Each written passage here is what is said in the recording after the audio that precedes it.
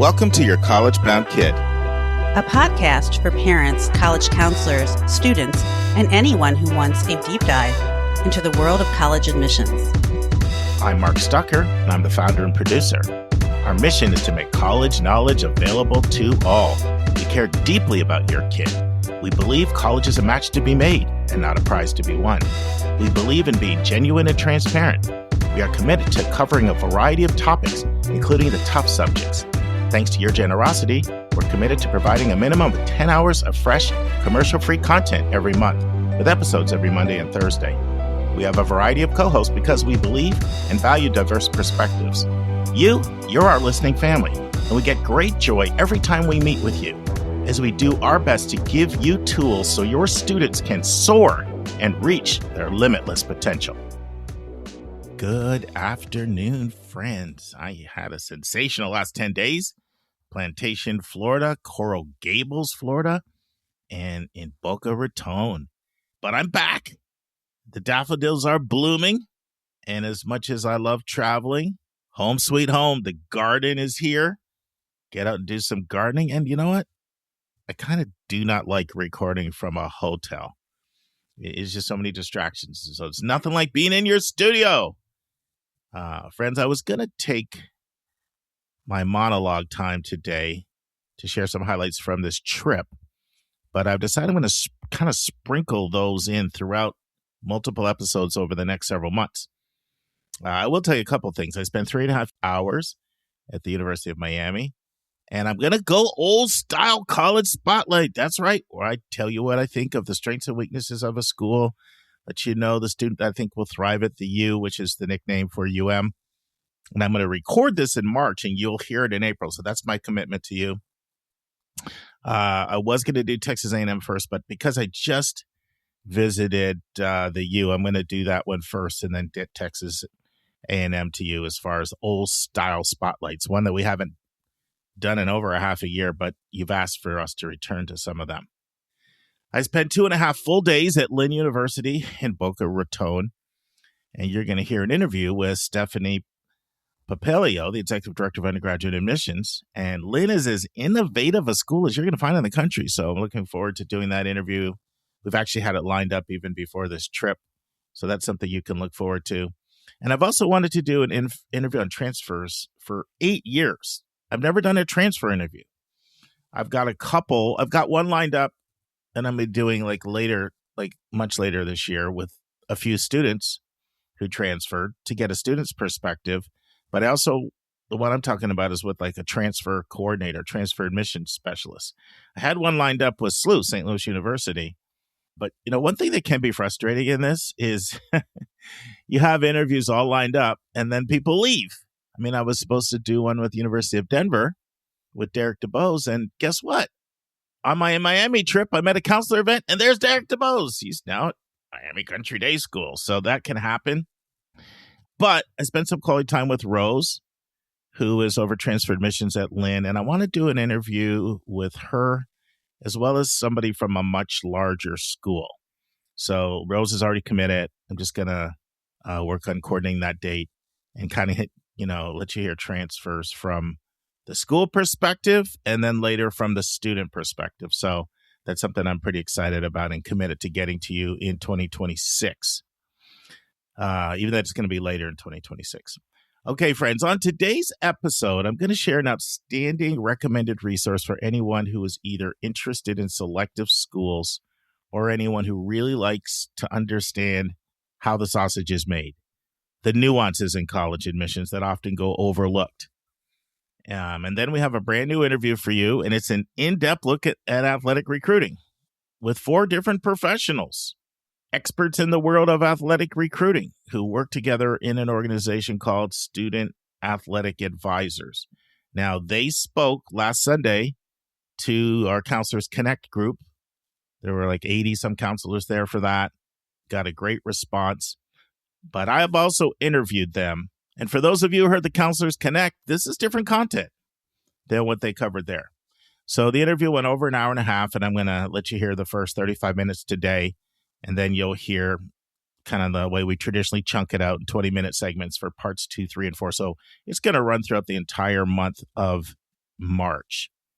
Okay, friends, let's dive in with the recommended resource for the day. So, friends, back in 2019, I did a fly into the University of Pennsylvania, UPenn in Philly. And while it was mostly a UPenn program, they took about 3 hours and had us attend a panel event with other schools in the Quaker Consortium. So there's a very loose consortium called the Quaker Consortium, of which UPenn, Swarthmore, Haverford, and Bryn Mawr are the schools in the consortium. And then they invited Temple because just it's such a fixture in the city of Philly. So it was like a 3-hour program that was panel discussions, and then we had a social, at the program.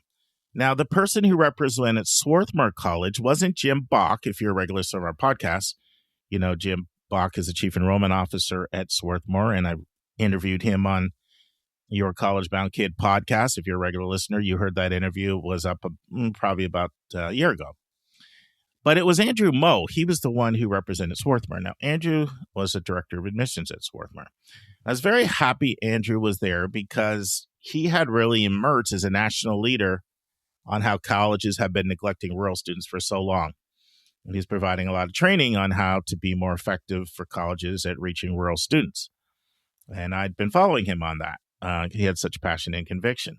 His work eventually grew into the STARS College Network, STARS being an acronym for Small Towns and Rural Students. And you may remember Linda interviewed Marjorie Bentley, a University of Chicago Associate Director of Admissions, who is kind of the University of Chicago STARS Network contact. If you didn't hear that, that's a good interview 177.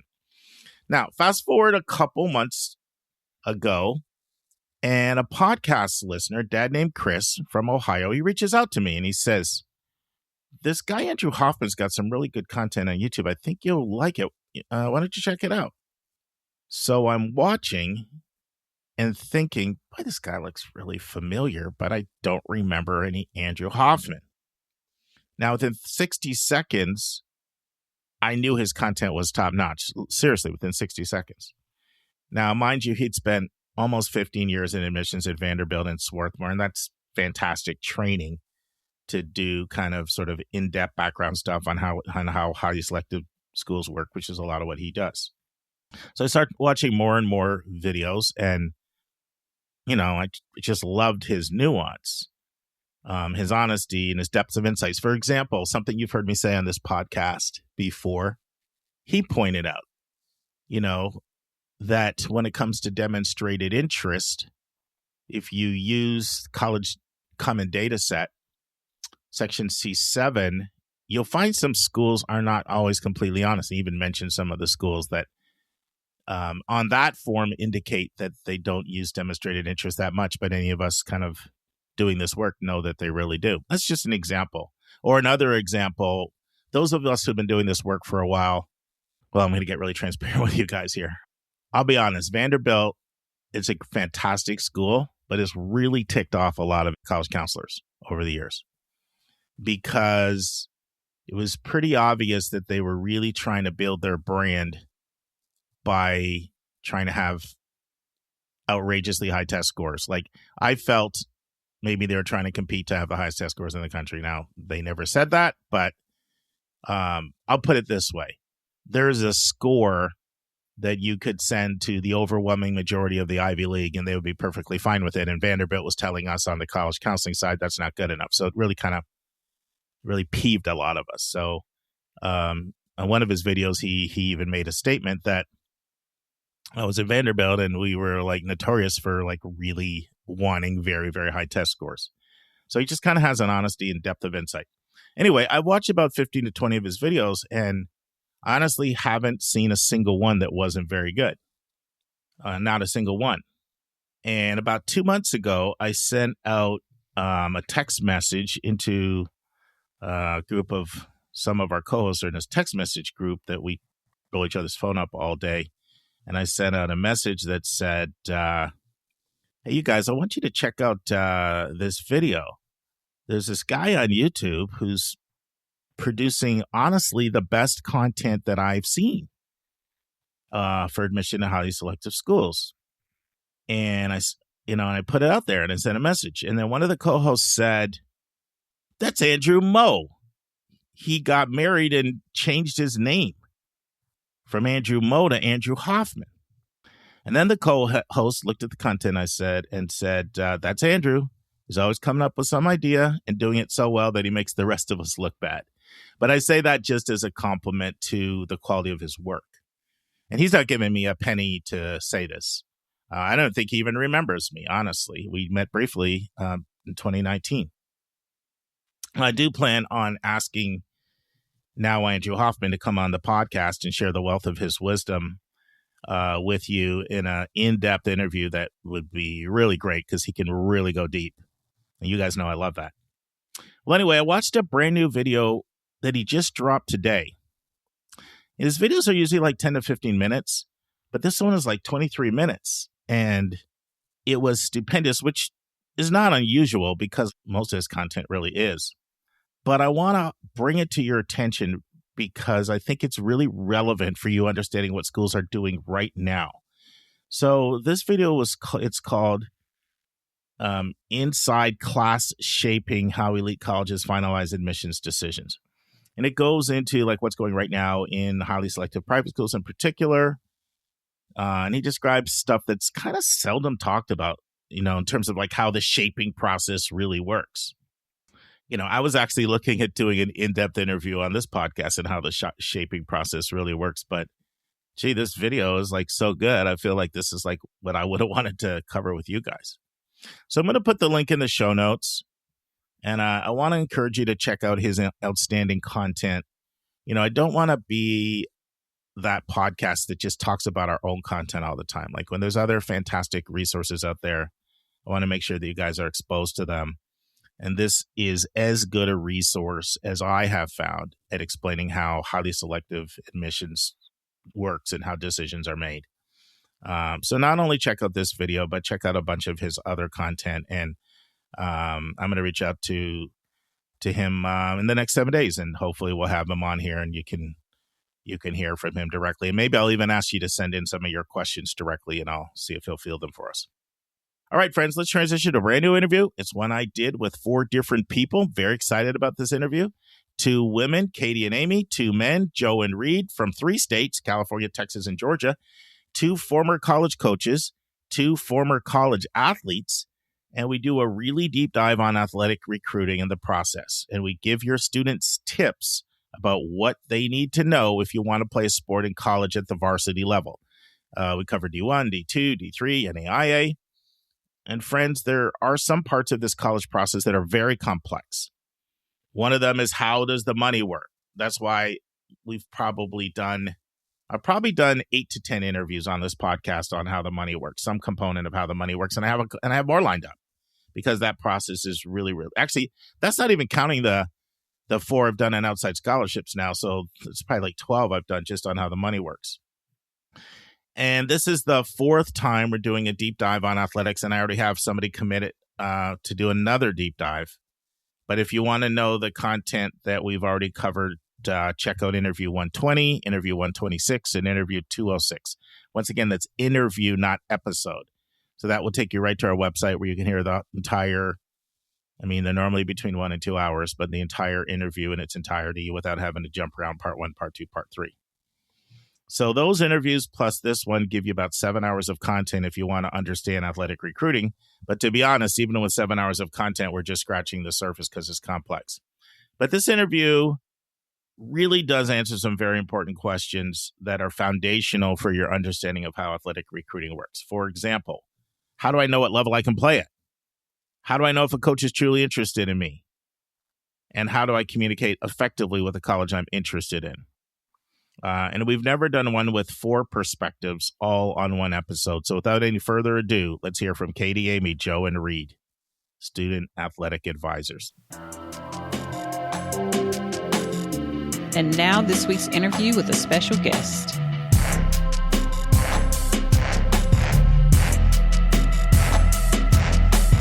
Friends, in part 1 of my interview on tips for athletes who want to play in college, Katie Anderson gives us the history of student athletic advisors, and she shares her bio and she shares her soccer background.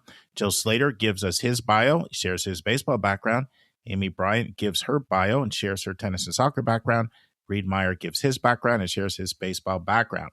Katie shares how student athlete advisors works and what they do. Reid shares some of the most recent changes that have occurred in the last 5 years when it comes to recruiting. Joe talks about the reallocation of scholarships and how that's changed recruiting drastically. Katie talks about some of the differences between Division I, Division II, Division III, and AIA, and Joe adds some additional insights. Amy talks about the myth that Division III is a lower level of athletics than Division I or Division II. And she also talks about the differences between the three divisions when it comes to how academic merit is used to attract students versus the ones who give no merit money based on academics. And she points out the similarities between some of the academically elite D1 conferences compared to D3. Reid talks about how the testing requirements have really changed when it comes to the eligibility center. And he talks about how the National Letter of Intent power is now managed by the colleges. And Joe adds some additional insights. Finally, Amy and Katie talk about how having a good test score can be helpful in the athletic recruiting process. You're really hearing a double episode. Normally, I would run 35 minutes of content over 2 weeks, but I'm giving you a 35-minute dose of this interview because the whole interview ran an hour and a half, and I want to sum it up in 4 parts. But I really love this interview. Hopefully, you enjoyed as much as I did. Listen and enjoy. Friends, I'm very excited today. We have 4 special guests. They're all from the Student Athlete Advisors. Katie, Amy, Reid, and Joe, and I'm going to let each of you introduce yourselves and tell us a little bit about yourself. And you're all over the country as well. Let us know where you are.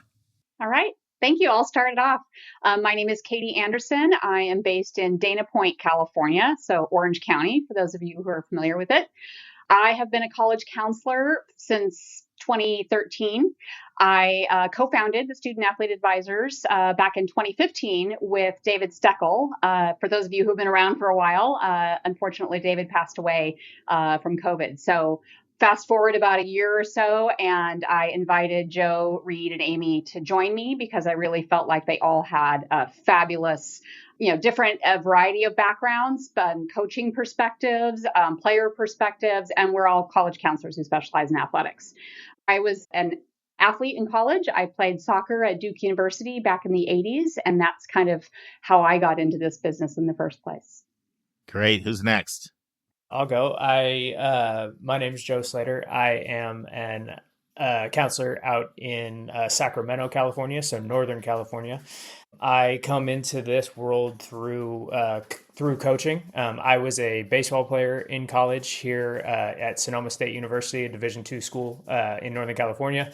Then I went overseas and played in Germany in the Bundesliga for 3 years. Started coaching while I was out there and loved it. Decided I was going to come back to California and become a baseball coach for the rest of my life. And I made it about 6 years.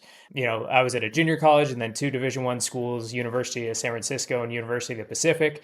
And then just kind of ran out of steam with the grind of college baseball and coaching and switched to administration and went to UC Berkeley and spent 4 years at Cal in the athletic department in a bunch of different roles, director of operations, fundraising, and then ultimately got into the admissions side, working with athletes on the pre-reads and the applications to Cal to make sure everybody was making it through the process, and really fell in love with it. So took the Berkeley certificate course in college advising, and then once I graduated, went out on my own and started working directly with families, on the academic and athletic sides of this process. Thank you. And I'm Amy Bryant. I am based in Decatur, Georgia here, very close to you, Yes. Mark. And I coached at Emory University for 23 years, the grind. I understand what Joe's talking about. I definitely felt that, but I kept going because I liked winning so much. We had a really strong program. We had a lot of success there. We won 8 national titles while I was coaching. So, it was fun. And then in 2022, I decided to hang it up and started supporting student athletes with the college recruiting process. And that's what I'm doing now. I help student athletes from all sports, and I really enjoy it. Probably the 2 sports that I seem to get a lot of traction in are tennis and soccer. Tennis, obviously, because that's what I coached for as long as I did. Soccer, I also played soccer in college, so I was a 2-sport athlete as well. But have a lot of fun helping athletes from all different areas. I have fencers, skiers, you name it. I've probably supported a student athlete in that sport. Fantastic. And I'll round it out here. So my name is Reid Meyer, based down in Houston, Texas. I've been in IEC since about 2016. And similar to Joe, I came sort of to this by way of baseball. I was a pitcher at Texas Tech University, followed by Weatherford Junior College, followed by a full-time student at the University of Texas at Austin. I managed to burn myself out of this sport that I love so much after just 2 years in college, and kind of caused me to have a real passion for understanding why I didn't love this sport so much after spending so much time and effort trying to play it in college. Got me more involved with my college counselor back in high school, wanted to learn more about this piece of the puzzle, and really just kind of fell in love with working with athletes, but working with them on kind of that admissions and transition side of the process. So that's been my passion since I started this thing. Really love youth sport development, really love youth sport policy. I'll get on the soapbox and talk about that anytime. But yeah, excited to be a part of the group.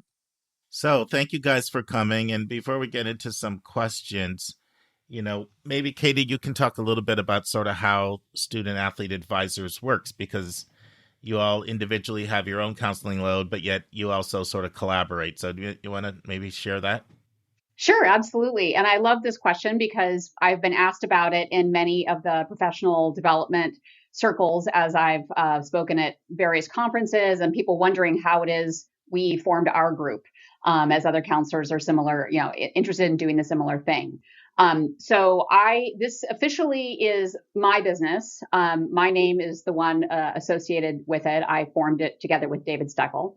But again, on paper, Joe, Reid, and Amy are licensing the right to use the Student Athlete Advisor's name. Again, that's just a paperwork thing. The reality is that we all contribute depending on the various products that we produce, and we have lots of different things that we do. We have video series that's focused on counselors. We have video series that are now what we're launching that are focused on families and that are sport specific, really meant to be that like in between. I'm just getting into this. What do I need to know about athletic recruiting for my child's sport? And then we also have relationships with large IEC groups who use us as their athletics recruiting specialists for their kids because they don't have someone on their staff who deals with athletics recruiting. And then we also have relationships with online high schools. We've got a couple of different schools that we've been working with. Holston Academy, we just did a webinar with them, Laurel Springs, Preston's Academy. So we've definitely been developing many different avenues. And again, everybody in our group contributes to that as well as benefits from it. And we've all been able to grow our businesses and reach many, many more counselors with partnership relationships and all that sort of stuff. No, that's really helpful. So there's been a lot of changes in the college recruiting world, college in general. I'd love for you to talk about any changes you've seen from a recruiting standpoint, placement standpoint, in, say, the last 5 years? Yeah, I can dive in and kind of get the ball rolling on that. I think what we all probably realize and what we've seen with the kids that we've worked with is that it feels as though the funnels change every year. You have the advent and sort of the discovery and usage of the transfer portal, which is obviously a huge point of conversation, which is given a ton of kids that are already in college opportunities to jump from division to division, from school to school, and do so without sort of this penalty or delay to essentially compete with high school kids nowadays. You have the continuance of junior college and kids matriculating from that area. You have the globalization of the recruiting effort and making it even easier to find kids from different countries that want to come and compete. And so as a student athlete, especially, what I find, and I think what we all find, is that, kids are looking at folks that are 2 or 3 years ahead of them in high school. They're seeing where those kids are getting recruited to. They're expecting that same standard, that same bank of schools, whatever it might be.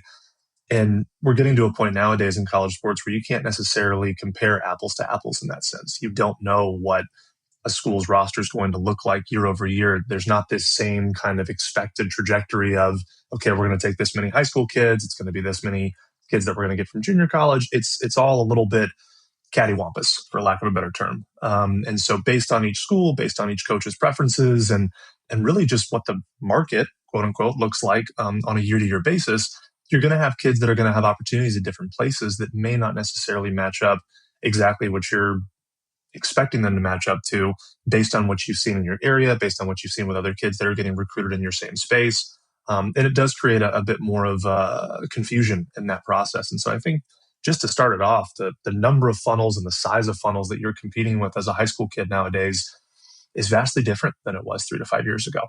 Let me ask about a few things that I hear out there. One is that some of the non-revenue producing sports are getting phased out, or if not phased out, less spots are being allocated for them as schools put more and more of their money into NIL or into the revenue generating sports. Is that something that you've seen as a trend at all? It's just something I hear from students. I can dive in again here really quick on this. So yeah, there's been a change at the NCAA level now, specifically at the Division I level, with the advent of name, image, and likeness, and sort of the redistribution of scholarship dollars. And so instead of the way that it was before, where we had sort of established head counts, if you will, or equivalency numbers within each of these specific sports. Baseball, for example, there was 11.7 scholarships to give to 27 guys on a 35-man roster. It was all very sort of structured in that sense. You knew what those numbers were. You knew what schools could fund up to. What we've done now at the Division I level is we've essentially given schools a giant pot of money and said, you've got roughly $20 million as an athletic budget to distribute as you wish, where you wish, how you wish. And as much as we would love for higher institutions to always be, nonprofit functions of utilitarianism, college sports make money. They fall a little bit more on that capitalism side of things. They want to invest their money where they're going to get the biggest return many times. And we find that in sports like football, men's and women's basketball, and these sort of what we call revenue generating sports. And so before, where we might have had kind of an established or structured amount of support available in Olympic sports, additional women's sports, things like that, now you're finding that money can be distributed really unequally across those sports.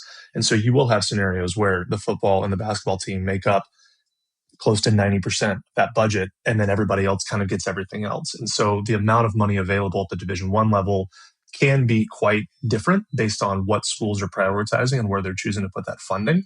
You still do have that sort of traditional NCAA structure at the Division II level for athletic scholarships. The money is less, and at Division III, there are no athletic scholarships. And so that's sort of where you see the breakdown financially in those three areas. Yeah, it probably would be good to just give an overview. We probably have very different levels of knowledge from our listeners on this topic between Division I, Division II, Division III, NAIA. Somebody want to kind of give an overview of that and help the listeners kind of see that big picture and some of the main differences between the various divisions? Sure, I can take that one. So when it comes to specifically the recruiting and how that can differ as well within those divisions, I think you're going to find that the divisions differ in a couple of different ways. One would be just how recruiting happens and the pace at which it happens. We'll start with that. The Division I schools, oftentimes we sort of divide, in our world, we divide them into sort of two categories. One would be Power 4 conference schools, and the other group would be the mid-majors, which would be basically any Division I school outside of the Power 4 conference schools. The Power 4 conference schools tend to do early recruiting. Many of them have those big football, big basketball programs. Many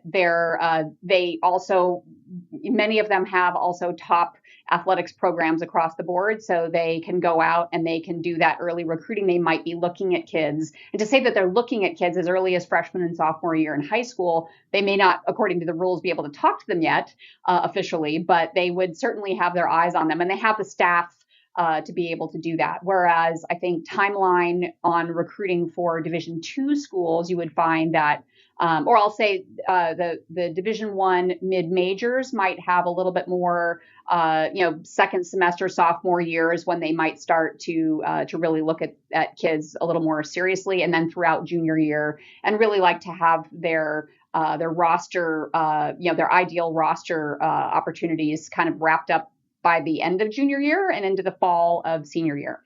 Division two, definitely Division two and Division three schools sort of wait for the fallout of all the kids who thought they were D1 but didn't realize that they weren't going to get those D1 opportunities. So traditionally, their recruiting maybe starts a little bit like, summertime just after sophomore year.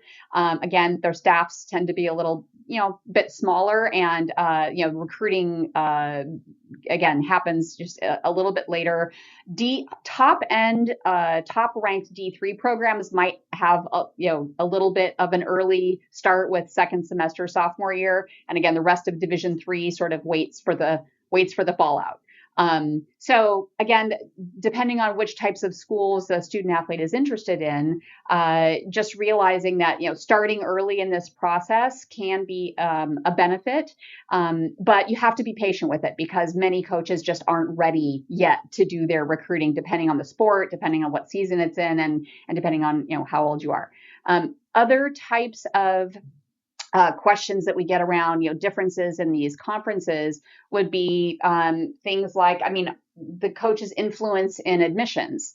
Again, Division One are the biggest schools with the biggest budgets, and the most influence in, their coaches have the most influence in the admissions department, and that also relates to the money that they have to be able to support athletes with from an athletic scholarship standpoint. And Reid already sort of talked a little bit about that. So D1 coaches and D2 coaches have athletic scholarships to give out, and they tend to have a significant amount of pull in admissions, meaning that they can sort of tell their admissions department, hey, they do that academic pre-read, they make sure everything's good with admissions, and as long as there's no conflict there, if they want to recruit a kid, then that's something that they can identify what that roster, what they want that to look like, and kind of pull, give that pull through admissions.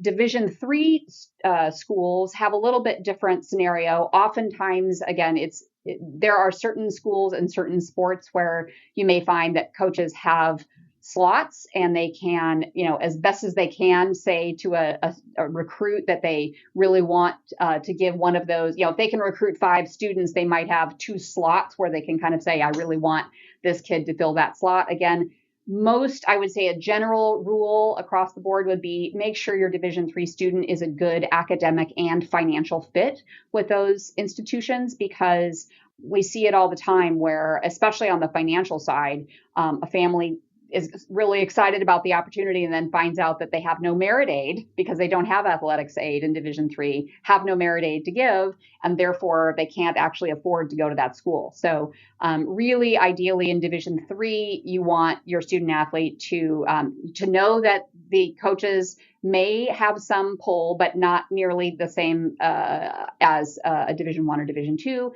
and that financially and academically they need to be a strong fit with those institutions.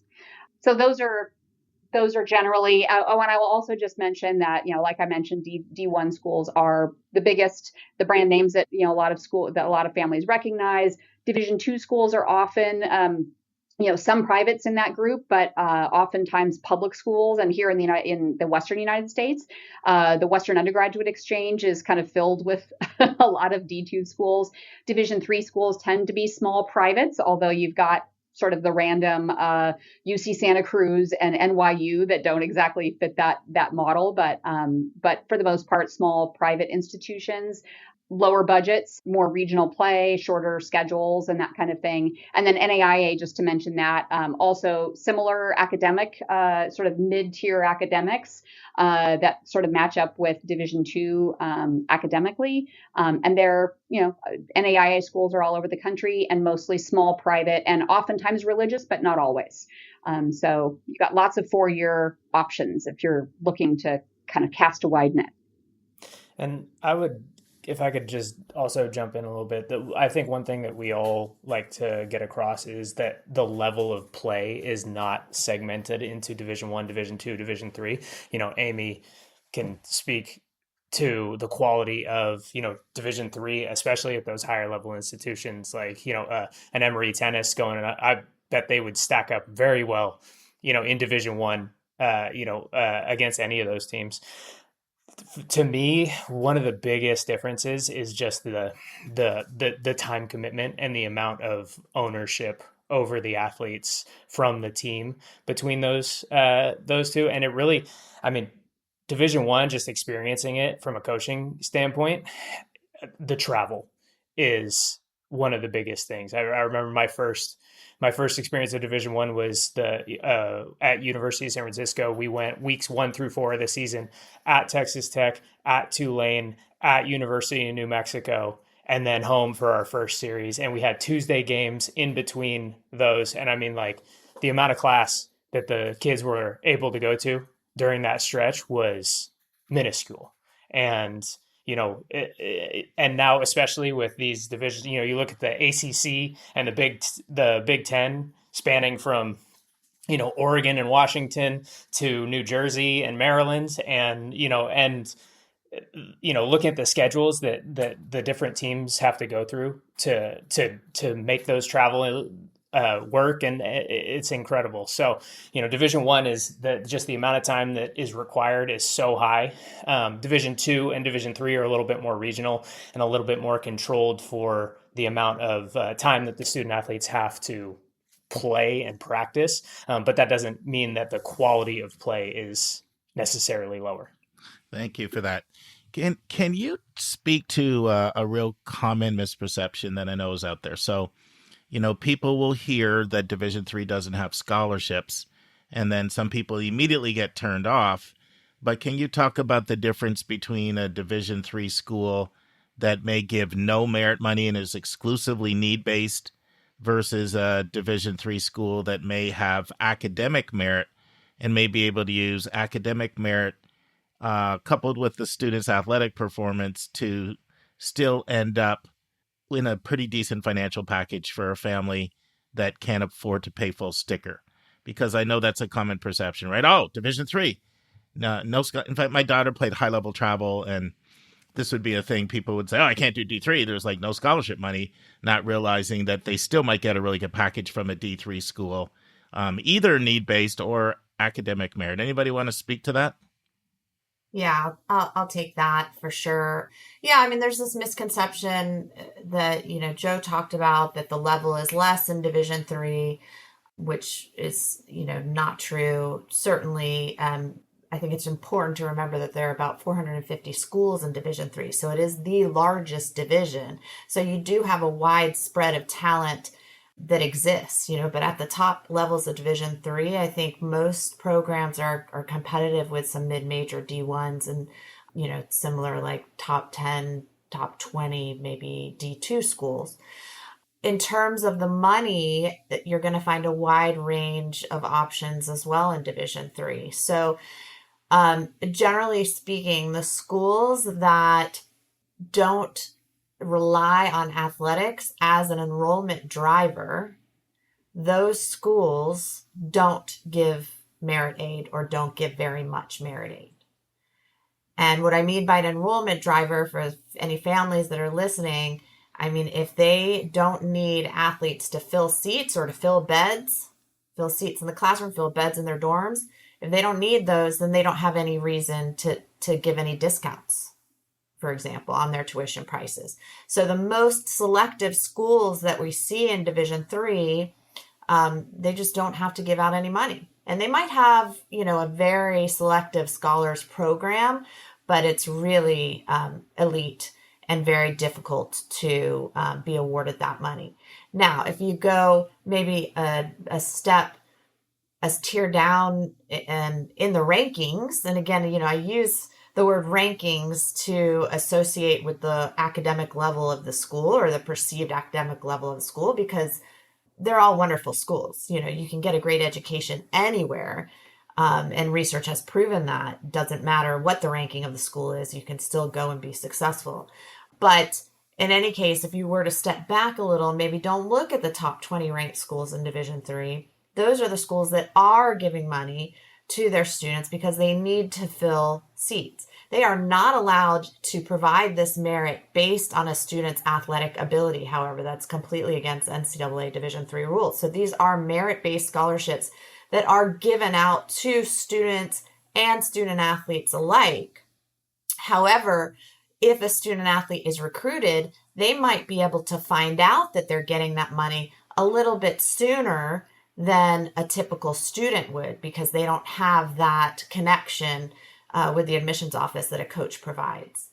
So that's what we're looking at in Division III. And I will point out that it's very similar with the merit aid, or the money that's out there, when we compare Division III elite institutions to, for example, the Ivy Leagues. The Ivy Leagues don't give any merit aid. They don't need to. They fill seats. They don't need athletics as an enrollment driver, and they don't need scholars as enrollment drivers. They have no trouble getting people to attend, right? They've got the prestige factor. So, but the Ivy League's unique in that they also don't give, they're in Division I, but they also don't give athletic scholarships. And there's other schools out there that operate similarly. There's a football conference that exists that gives no athletic scholarships in California. There are other institutions out there that just don't practice giving out athletic scholarships, and they may or may not give academic or merit aid as well. So all this to say, it's very hard to generalize when we say, Division I versus Division II versus Division III, and what their offerings are, or what their level is. What's important is that a student athlete who is recruited communicates with the coach, asks the right questions to get the right answers, so that they understand what they're looking at the very beginning of the process in terms of how much it's going to cost them. Thank you. Because that's confusing to people. Mark, go ahead. I'll just add on to that. So this year we worked together with Big J Educational Consulting. Their website is bigjeducationalconsulting.com. They do research every year on about 360 schools, and many of those schools that Amy just talked about are on their list. And I asked them to overlay the NCAA divisions and conferences on top of their research list. And you can go into that list and you can look up Division III schools, you can look them up by conference, and you can see their acceptance rate, the regular decision acceptance rate, early decision acceptance rate, how much merit aid they offer on average, and to what percentage of students they offer that merit aid. And I think all of exactly what Amy just described becomes very visual when you realize what types of schools are offering what, and then also realizing which schools are the more merit aid friendly. So that's a public resource. There's no requirement to give an email address or anything. It's out there for families and counselors to look at. And I would highly encourage you to, if you're thinking about Division III, to take a look at that list. All right. Thank you. There are a couple more changes, and this is more D1, but I'd still love for you to talk about them. So one is the requirement for standardized testing that used to be part of the eligibility index, and how that changed, around 2023, I believe. If someone could speak to that. And then also, people hear a lot about NIL, National Letter of Intent, and National Letter of Intent is not National Intent anymore, right? So those are a couple of things that are myths out there. If you could sort of clear up sort of changes when it comes to academic eligibility with standardized testing, and then NLI, National Letter of Intent. Sorry, I said National NIL. I have money on the mind, not NLI, not NIL, but I'll let you speak to that. Sorry.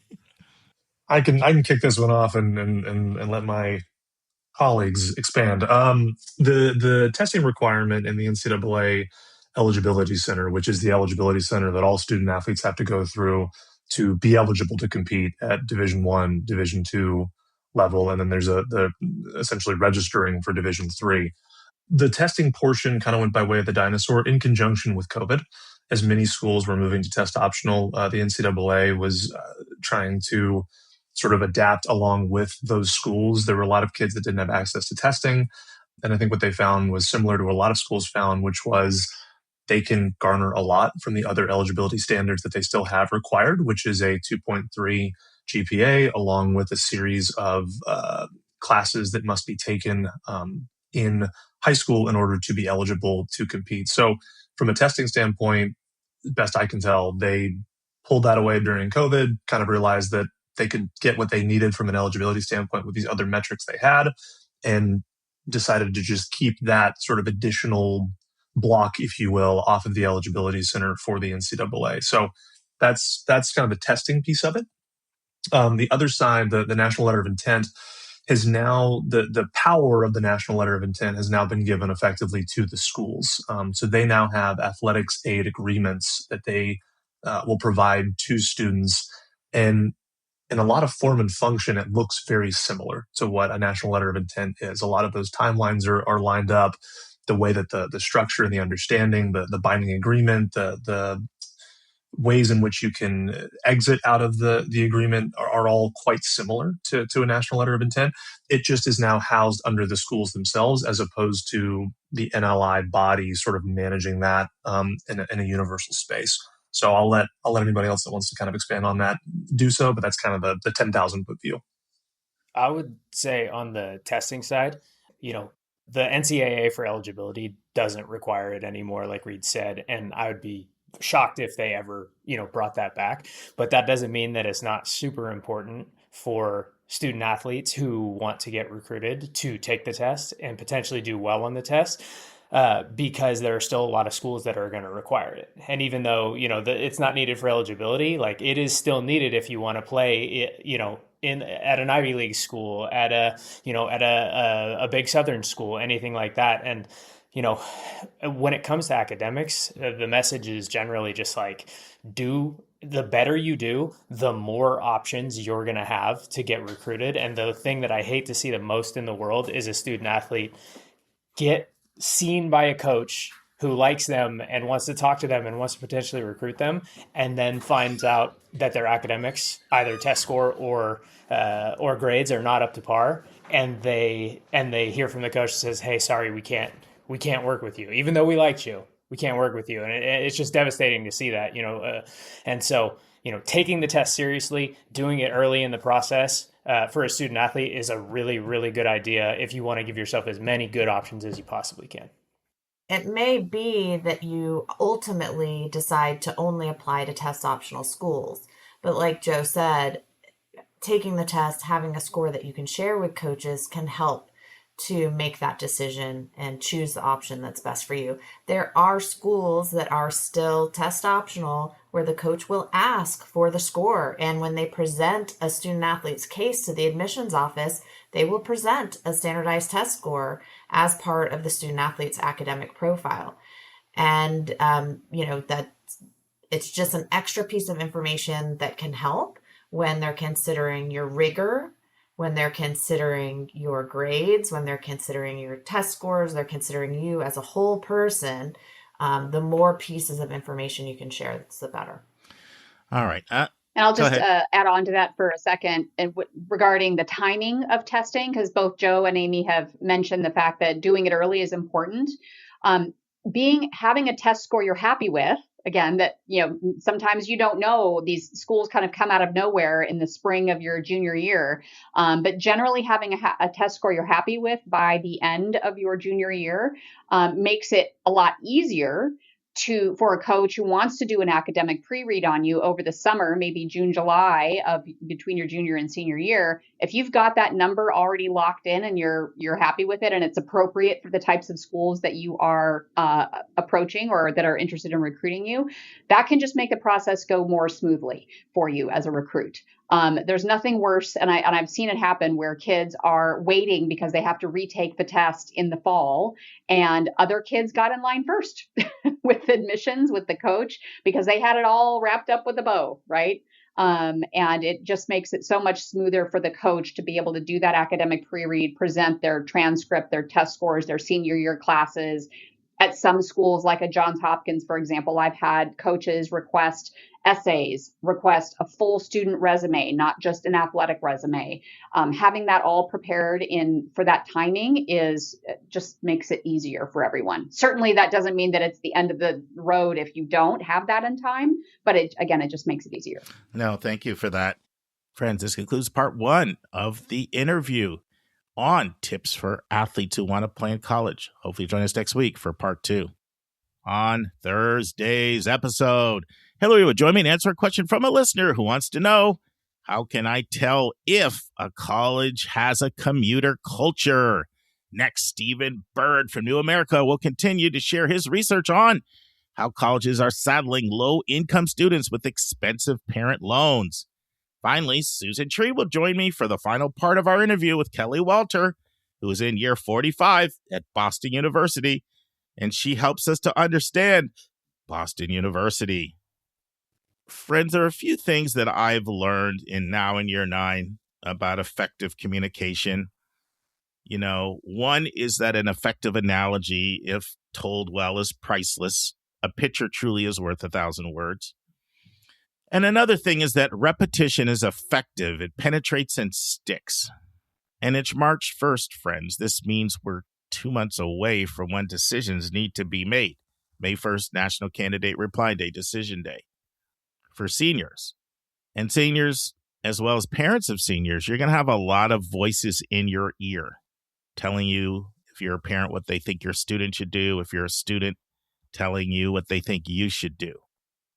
Well, I want to be one of those voices in your ear with this message. It's not where you go. It's not where you go. It's not where you go, but it's what you do when you get there, and it's what you do when you get out of there. And that is what will determine your career success or your lack of success. See you on Thursday, friends. And that's our show. A big thank you to you, our listeners, for tuning in this week. If you find this podcast helpful, please follow us and you will get every single episode as soon as they are released. If you want to support our podcast, you can click the share button and send it to your friends and acquaintances. You can say positive things about your college-bound kid on your social media feed. And you can help us stay commercial-free and pay our staff by donating on the yourcollegeboundkid.website. You can write a review for us on Apple or Spotify. And if you have a question or a recommendation, just go to speakpipe.com/YCBK, hit the orange button, and speak. We will do our best to get your question in your own voice on an upcoming episode. I am the producer of the podcast, and I live in Metro Atlanta. We have a fantastic team that has over 200 years of admissions and counseling experience. Shout out to our co-hosts, Dr. Lisa Ruff in North Carolina, Susan Tree in Pennsylvania, Vince Garcia in California, Julia Esquivel in Massachusetts, Linda Depker in Missouri, Andy Strickler, the Chief Enrollment Officer at Connecticut College, New London, Connecticut, Hillary Dickman, an Admission Officer at Colorado College in Colorado Springs, and our International Admissions Expert, Kevin Newton in Dallas, Texas. Our sensational sound engineer is Nemanja Motvich. Our amazing music is from Victor Allen Weeks. Marketing designs from Kimberly Bloss. Our reliable webmaster is Stylionis Dumitru. Website updates are done by Joyce Stucker. Our image editor is Vlad Honchar. If you want to have a coaching session with me, just text me at 404-664-4340. If you want to reach someone else on our team, all of our bios with contact info can be found at yourcollegeboundkid.com under the About YCBK tab. If you want to get our free monthly YCBK newsletter, YCBK Plus, it is also under the About YCBK tab. If you want to see our recommended books and websites, they are on our website under the Resources tab. While you're on our website, check out our hundreds of interviews in their entirety. Check out our college spotlights, our blog, and our upcoming events. We think of you as our listening family, and we look forward to meeting with you every single Monday and every single Thursday.